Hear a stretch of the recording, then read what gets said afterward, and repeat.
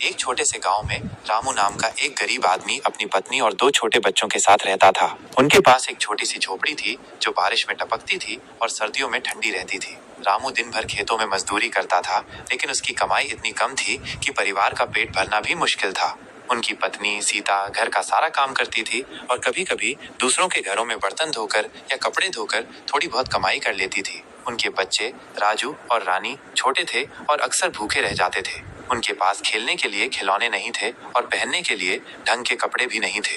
एक दिन गांव में एक सेठ आया। वो बहुत दयालु था और गरीबों की मदद करना चाहता था। उसने रामू के परिवार की हालत देखी तो उसे बहुत दुख हुआ। उसने रामू को कुछ पैसे दिए और एक छोटी सी दुकान खोलने में मदद की। रामू ने ईमानदारी और मेहनत से काम किया। धीरे धीरे उसकी दुकान चलने लगी और उसकी कमाई बढ़ने लगी। उसने अपनी झोपड़ी की मरम्मत करवाई और बच्चों के लिए नए कपड़े और खिलौने खरीदे। अब उसके बच्चे स्कूल भी जाने लगे थे। गरीबी से निकलकर रामू का परिवार बहुत खुश था। उन्होंने कभी अपनी पिछली हालत को नहीं भुलाया और हमेशा दूसरों की मदद करने के लिए तैयार रहते थे।